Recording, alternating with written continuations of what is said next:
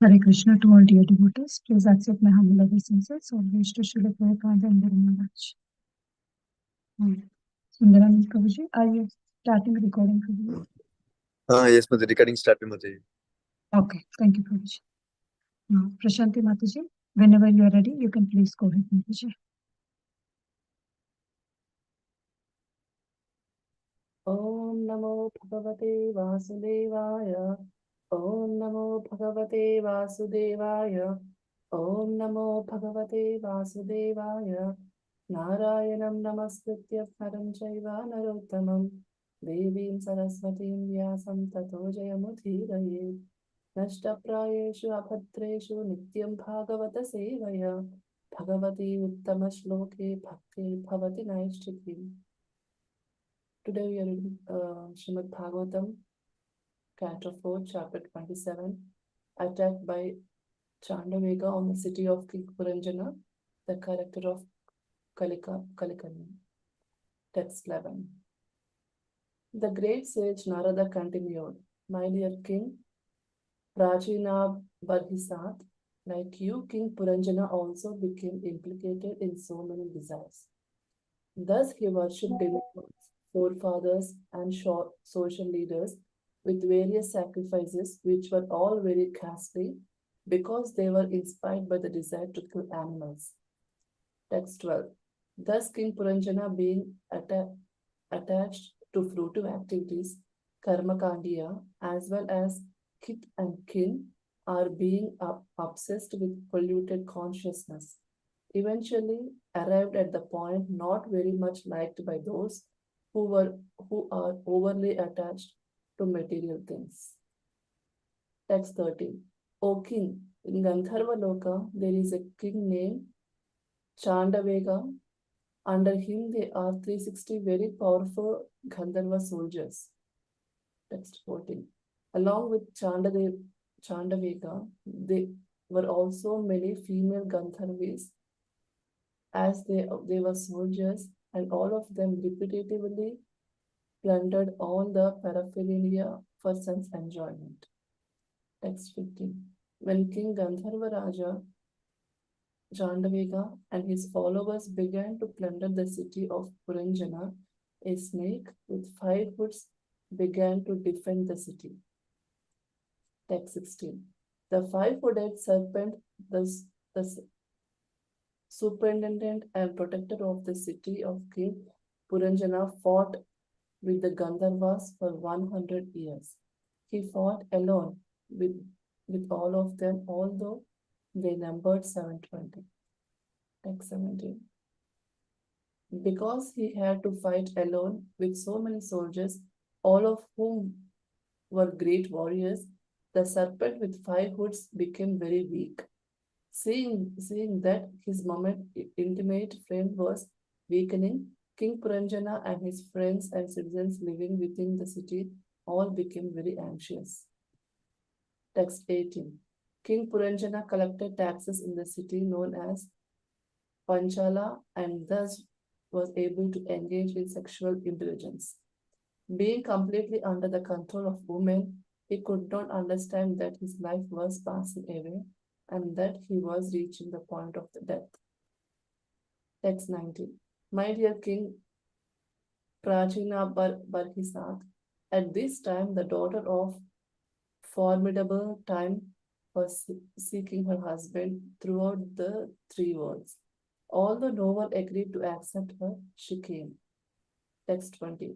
The daughter of time, Jara, was very unfortunate. Consequently, she was known as Darbhaga, ill-fated. However, she was once pleased with the great king, and because the king accepted her, she granted him a great benediction. Thank you so much, Mataji. Chaitanya Chandra Prabhuji, you can please take over the call, Prabhuji. Hare Krishna. Hare Krishna.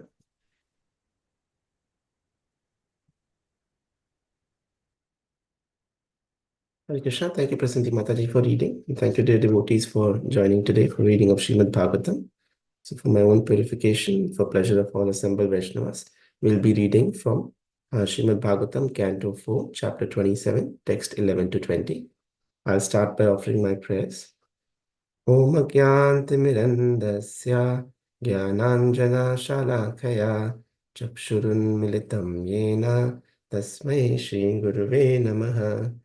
Nama Om Vishnu Padaya Krishna Pristhaya Bhutale Srimate Bhakti Vedanta Swami Te Namine Namaste Saraswate Deve Gauravani Pracharane Nirvishesh Shunyavadi Paschat Deshatarane Jai Shri Krishna Chaitanya Prabhu Nityananda Shri Advaita Gadadhar Shivas Adi Gaur Bhakta Vrinda Hare Krishna, Krishna Krishna, Hare Hare, Hare Rama, Rama Rama, Hare Hare.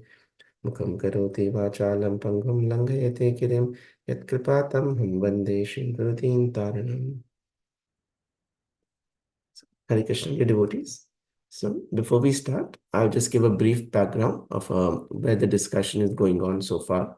So, in the fourth canto, we've been reading about Maharaj Prithu, and we start to see the lineage of Maharaj Prithu. And after many wonderful sons he had, one of them was called Maharaj Antardhan. And of the wonderful sons of Maharaj Antardhan, there was a son called Maharaj Havirdhan. And Havirdhan had a son called Barhishat.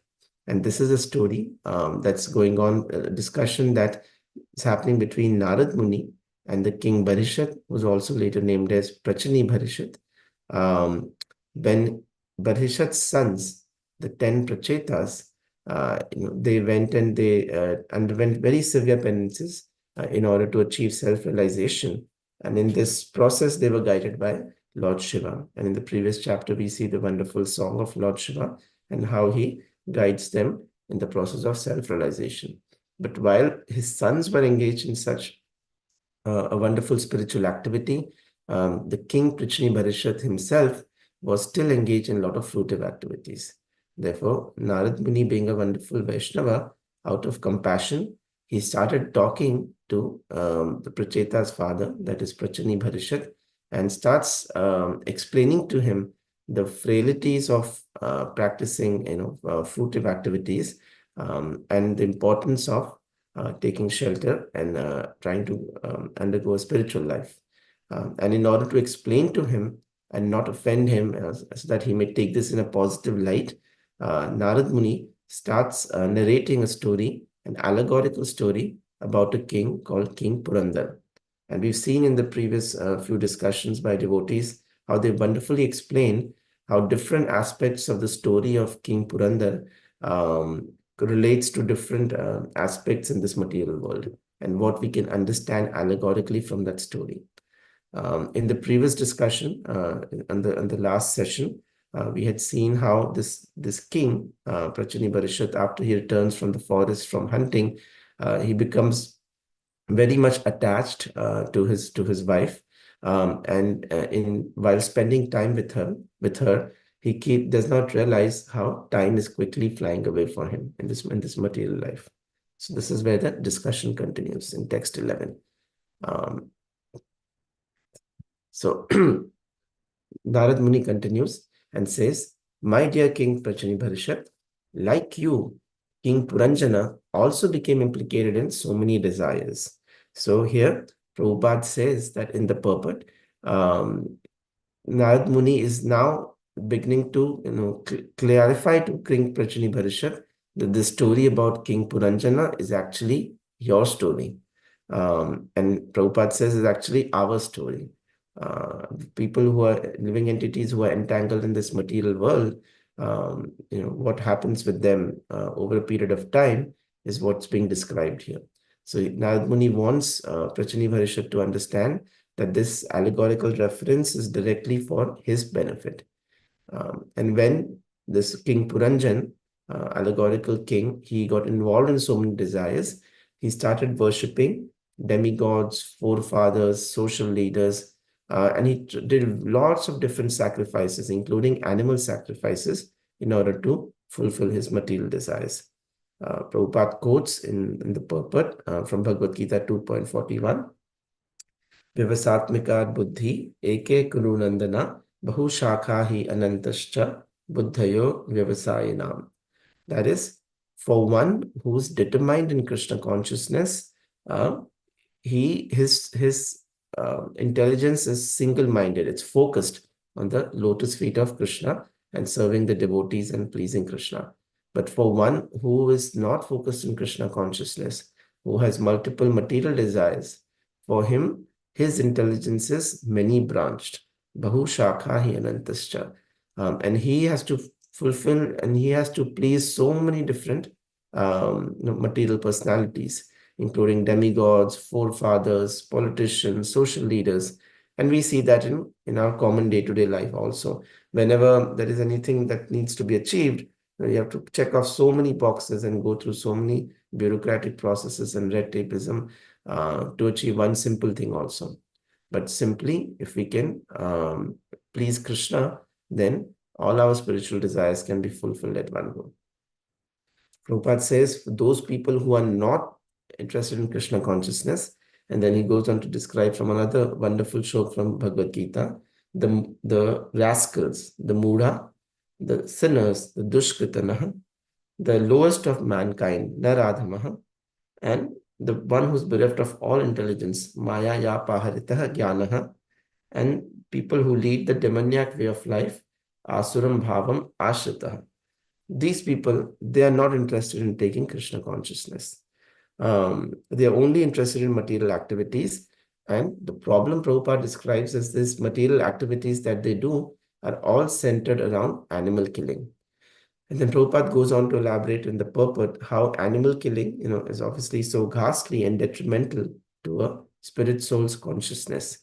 In today's material world and time, we see that animal killing directly or indirectly is a part of lots of different industries.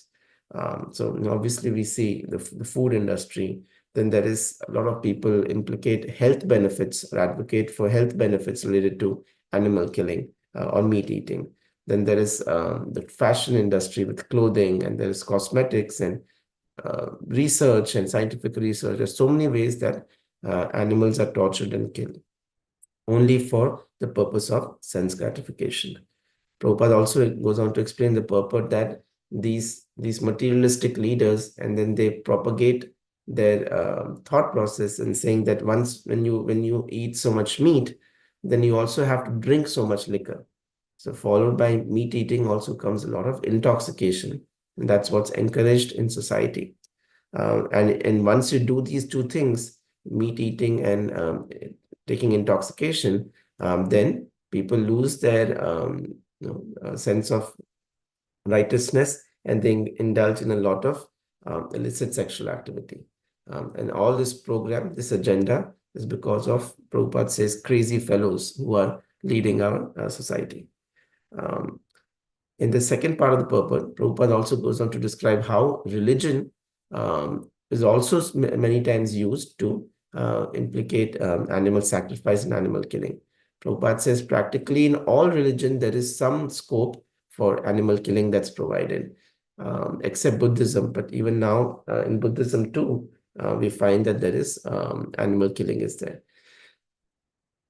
Prabhupada then goes on to say in the purport that Narad Muni, when he was discussing with Vyasadeva, and he chastises him for this particular point, he says that the people in general are naturally inclined to enjoy, and you have encouraged them in that way in the name of religion. This is verily condemned and is quite unreasonable. Because they are guided under your instructions, they will accept such activities in the name of religion and will hardly care for prohibitions. So Prabhupada says most people who try to follow religious life, they try to get away from restrictions because they see restrictions as binding. So not eating animals. So they try to find a way out of it. And when Narad Muni noticed that in the Vedas also there was provision for this, that's why he chastised Vyasadeva and he disregarded this religion called Kaitava Dharma or cheating religion. And he encouraged Vyasadeva to provide that literature which would be pure and only talk about the Supreme Personality of Godhead and his devotees. And that we know devotees is the beginning of Srimad Bhagavatam. But that is one way Prabhupada emphasizes on how this animal killing appeared in religious texts and what are the implications of it. In text 12, it's described that King Puranjana, being attached to fruitive activities or karma kandya, as well as family, and being obsessed with polluted consciousness, eventually arrived at that point, not very much liked by those who are overly attached to material things. So let me ask you, devotees, what is that point which is not very much liked by people who are attached to material things? And the answer is, the point is old age or death. So for people who are very much attached to things in this world, to family, to business, to profession, to money, for them, when the time comes that they realize that they become old and it's close to time of death, they become very fearful and very frightened because they have no knowledge of what's coming next. And fear is usually born of avidya or lack of knowledge. But whenever we have knowledge, we have intelligence, we understand what happens at the time of death and how, if we can purify our consciousness and truly develop Krishna Prem, we can escape the cycle of birth and death and forever be in the loving association of Krishna and his devotees. But for people who are not like that, death comes as a very painful experience. Prabhupada shares in the purport a particular story, and we'll just review that once a saint was passing by, and when he was passing by, he meets 4 different personalities. First, he meets a prince, and he blesses the prince by saying that, may you live forever. Then he meets a saint, and when he meets a saint, he blesses the saint by saying, you may either live or you may die. It doesn't matter. Then when he meets a brahmachari, a very Shuddh Pakka Brahman, he gives them the benediction, may you die immediately. And then the next 4th person he meets, the saint, is a hunter for whom he gives the benediction, may you neither live, may you neither die. So how do we understand these 4 benedictions? So to the prince, who was enjoying a very materially comfortable life and reaping the benefits of his previous good pious activities, the saint gives him the blessing of, may you live a long life, so that at some point, while reaping the benefits of his pious activities, he will still take the opportunity to understand spiritual life and take to this process, as his material comforts and needs are already fulfilled. So with that idea, the saint gave him this blessing. To the devotee, this under the second aspect, the saint gives the blessings, either you may live, either you may die, because he understands that personality, that soul who's come as a devotee, he's always forever engaged in the loving service of Krishna, irrespective of whether he's in this material world or not. So to him, it does not matter his particular situation, because he is forever under the shelter of the lotus feet of Krishna. To the Pakka Brahman, the Brahmachari, the saint gives the blessing, may you die immediately, because you've achieved such wonderful karmas, such wonderful pious activities. Before you start doing anything nonsensical, it's better you take birth in a Vaishnava family and come to the next stage of rising above the mode of goodness to transcend the 3 modes of material nature and reach the Shuddha Sattva state and be able to fulfill the goal of life. And to the 4th personality, the soul who comes as a hunter, the saint gives the benediction, neither you may live nor you may die. Because while you're living, you're accumulating so many negative karmas. And when you die, you'll have to suffer terribly for all those negative things you've done. So in that sense, whatever you do, your existence is very much despicable. Not likely. So Purandar, now having indulged in fruitive activities, is now reaching that point where old age is catching up to him. And that point, Prabhupada is mentioned in this shloka, is not very much liked to people who are attached to material things. Prabhupada also goes on to describe that old age is also very painful and a very miserable, frustrating condition, especially for those who are too much attached to sense gratification. Because although our senses have stopped working, the desire to enjoy, the tendency to enjoy still remains. So even though you don't have proper teeth to eat, you still feel like, oh no, I want to taste this thing, I want to do that. And then you may have all these different disease processes and medical issues, but still you may want to enjoy sweets or eat a lot of salty foods, but you have so many restrictions. You may want to see something or hear something wonderful, but your eyes and ears are not working. So even though you are wanting to enjoy, your senses are failing at that point. And that is why it's a very frustrating conditions. Prabhupada says that some Russian scientists in the purport, he says, they are planning to make the human body immortal. But because of these crazy fellows, this civilization is going on, and they do not realize that cruel death will come at any time. So this was the unfortunate position of King Purandara in this allegorical story. In text 13, now there's a very wonderful, literary description of another aspect we see in the material world. So now there's a description of a king called Chandaveg, and under him there are 360 very powerful Gandharva soldiers. Now, who is this Chandaveg? Chandaveg is actually the representation of time or Kal. And as very specifically speaking, Prabhupada translates it as very swiftly passing away time. Time that moves away, passes away very quickly. So this king, Purandara, is now under the attack of time or Kal. So we see that of a lot of things that are there in this material world, a lot of different weapons, instruments of destruction. The one that is most powerful is actually time or Kal. We talk about different dimensions in science also. Einstein, when we describe something in this material world, we can say it has a length, a breadth, a height. But the fourth dimension that's described by Einstein in this material creation is time. So everything you see in this world may have a length, breadth, and height, but it also has a particular time factor. You can say this is 1 day old, this is 1 month old, this is 1 year old. And that time factor is a factor of greatest destruction. And that time factor is what is introduced when this material creation is being made. And that's what separates us from the spiritual world. In spiritual world, the time factor does not exist. So this Chandaveg, who's the swiftly passing away time, has 360 very powerful Gandharva soldiers. And these 360 powerful Gandharva soldiers represent about approximately the 365 days are there in a year.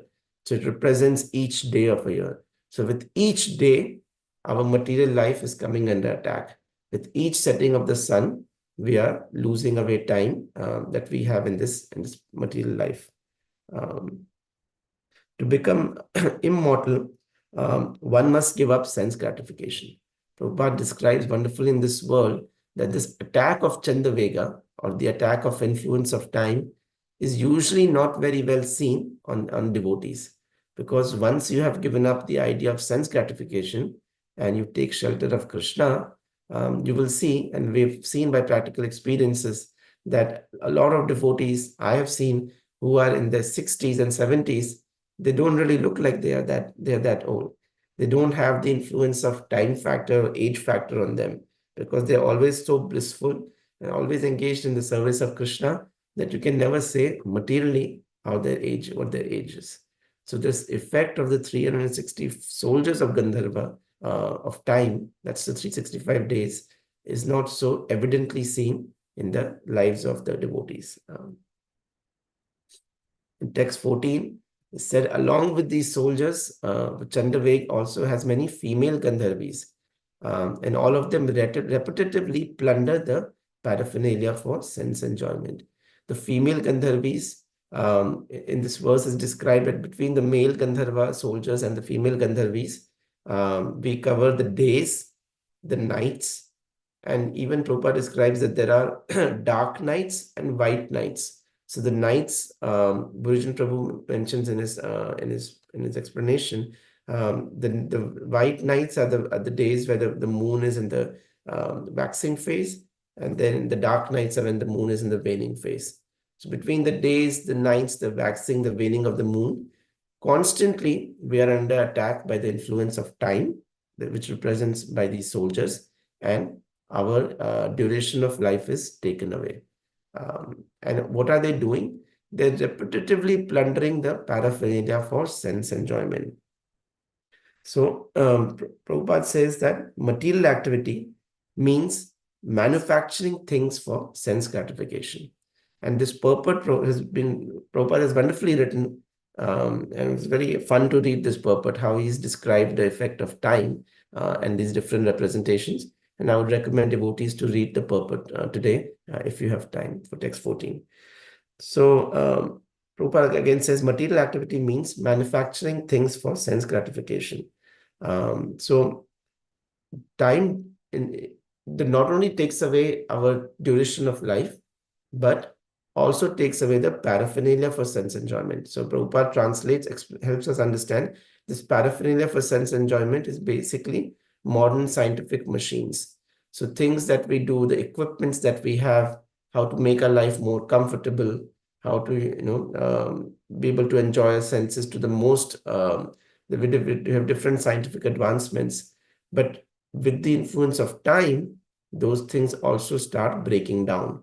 And again, we have practical experience of this. Anything that passes away 1 or 2 years, we always feel, oh, it's not working, we should throw it away and get something new.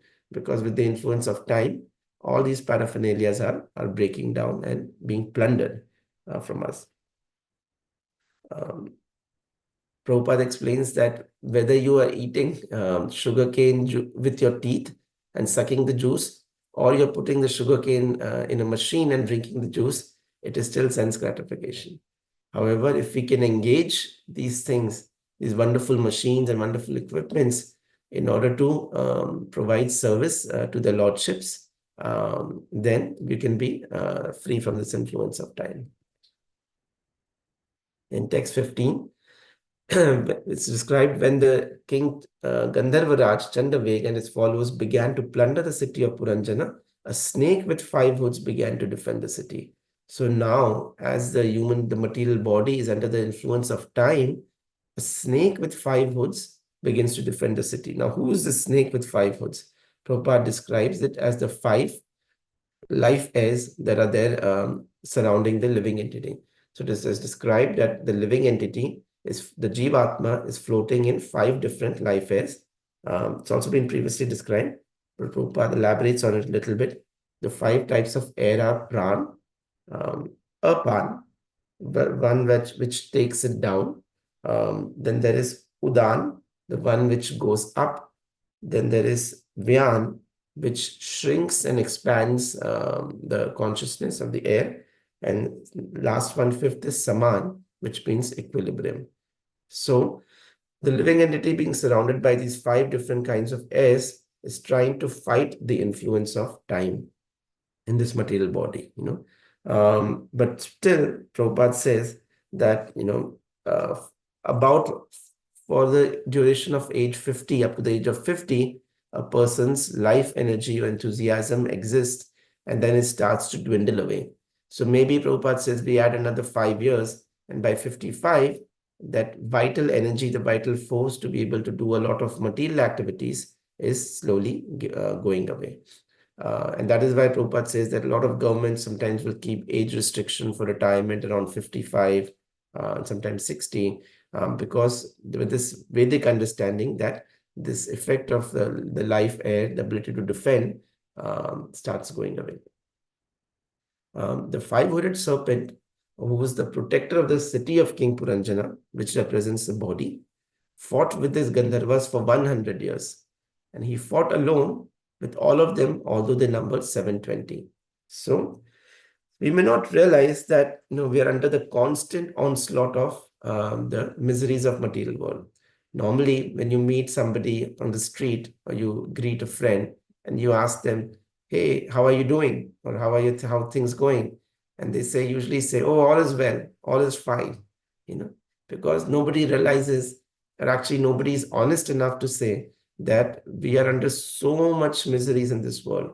There's so much mental turmoil going on. There's so many physical ailments to the body. But usually somebody asks, we always say, no, all is fine, everything is good, because we want to kind of hide this amongst ourselves. But Prabhupada describes that this material world, a material life is like a battlefield. So in a battlefield, Prabhupada says that there can never be any peace on battlefield.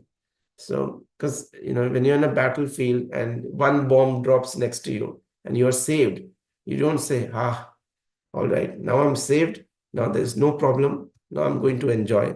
Because in a battlefield, you know that one bomb, you got saved from one missile or one bomb, but the next missile is about to come anytime. So you're constantly under threat. And that is what people who are too much grossly attached to sense gratification, they don't realize or appreciate that through the forces of this material world, through adi bhautik, adi daivik, adhyatmic miseries, birth, old age, disease, and death, we are constantly fighting this battle against the soldiers of time. And that's what's described here. And that is also a losing battle. Prabhupada says that due to illusion, only one living entity thinks he's enjoying. Prabhupada also clarifies in this purport, but that does not mean that the living entity, the Jivatma, can be killed. The living entity is indestructible. Now, because he had to fight with so many soldiers, the serpent was starting to get weak. The human body, the living entity surrounded by these 5 life airs, is starting to become weak and starting to realize that this battle cannot go on forever. When one becomes old, it becomes impossible to enjoy material happiness. Prabhupada quotes in the purport, Bhaktivinoda Thakur's bhajan, Vriddha Kale Aula, Sabha Sukha Bhagala, that one achieves the Vriddha state, the state of old age, then all the enjoyments in life start going away and all different types of miseries, which we just discussed, start to appear. Sometimes Prabhupada says people meditate to escape this. But Prabhupada says it is not possible to lead a life full of sense gratification and just at the last moment try to meditate and achieve Krishna consciousness. He says to achieve Krishna consciousness, it takes a whole lifetime and a whole lifetime of keeping this habit. In English, there's a saying that first a man makes habits and then habits make a man. So by constantly practicing, by trying to rise up early, trying to chant the name of Krishna, trying to engage in wonderful service, we can inculcate this habit so that as we advance in this material life, we can also start meditating very sincerely in order to achieve Krishna prema. In text 18, Prabhupada describes that how the governments collect taxes mostly for sense enjoyment and not really for the benefit of the living entity. And he quotes in the purport the philosophy of a philosopher, actually, Charavak, who says that this is only one life and we should only enjoy this life and make the most out of it, not understanding that at the point of death, we have to transmigrate into another body and consequently may have to suffer for all our misdeeds. In text 19 and 20, now there is another personality described who is the daughter of formidable time, or Kala Kanya. The Kanya, the daughter of Kal, that is time. And she was seeking her husband throughout the 3 worlds. Now, who is the daughter of time? That's also a very interesting literary example. So, what is the product of time? The product of time is old age, avidstiti. So, as with time progresses, old age comes. So, the daughter of time is Kalkanya, old age, or also called Jara.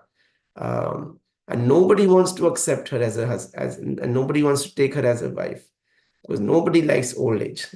One devotee had shared that normally people dye their hair black when the hair starts turning white, because they want to keep reminding themselves, oh, I'm not old, I'm young, I'm young. So nobody wants to accept that we are getting old, and they want to still, stay young forever. But we still have to force to accept her. Similarly, this old age was looking for a husband in 3 worlds, and nobody was ready to accept her. But there was one personality. It's also mentioned here that this old age is also called Durbhaga, or ill fate. there was one personality, one great king who did accept her, and she granted him a wonderful benediction. And that story, devotees, is a story of King Puru, who was the son of King Yayati, and who was the son of King Maharaj Nahush. This description, this story comes in Srimad Bhagavatam, Canto 9. It is also mentioned in Mahabharata. And very briefly, I can share with you that there was this King Yayati, who rescued a princess from a well called Devyani, who had been pushed in by her friend Sharmishta. Now, this Devyani was the daughter of Shukracharya. And once what had happened, when Lord Shiva and his associates were passing by, and Devyani and Sharmishta, who were friends, they all quickly tried to cover themselves, but in haste, their clothes got exchanged. And Devyani accused Sharmishta of stealing her clothes, and Sharmishta, in anger, pushed her down into a well. So when Devyani was rescued by King Yayati, and then in turn he married her, Devyani complained to Shukracharya, who then cursed or instructed Sharmishta to become the maid servant of Devyani, who was actually her friend. So she goes to Yayati and Devyani as the maid servant, that is Princess Sharmishta. But with Princess Sharmishta also, King Yayati bears a child with her. So seeing this, Devyani again becomes angry, and her father, that is Yayati's father-in-law, Shukracharya, curses her to accept to have old age very, very quickly. But then he also gives him a benediction that if you want, you can exchange this old age with somebody else who's willing to do that for you. So of all the sons of King Yayati, King Puru agrees to accept this old age. And because of that, later on, he's awarded the wonderful kingdom of King Yayati. So that is that one personality, King Puru, who accepted old age. Otherwise, most people in this material world, they don't want to accept that they're getting old. So with this, we'll end today's discussion. Thank you everybody for joining.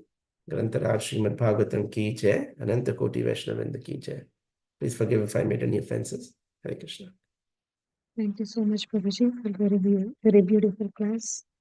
Thank you all devotees for joining the class. Vancha kalpatarubhyasya kripa sindhubhya eva cha patitanam pavanebhyo vaishnavebhyo namo namaha. Antat Srimad Bhagavatam ki jai, Srila Prabhupada ki jai. Hare Krishna to all devotees. Thank you, Prabhuji. Thank you so much, Thank you, Prabhupada. Prabhuji. Thank you. Thank you, Prabhuji.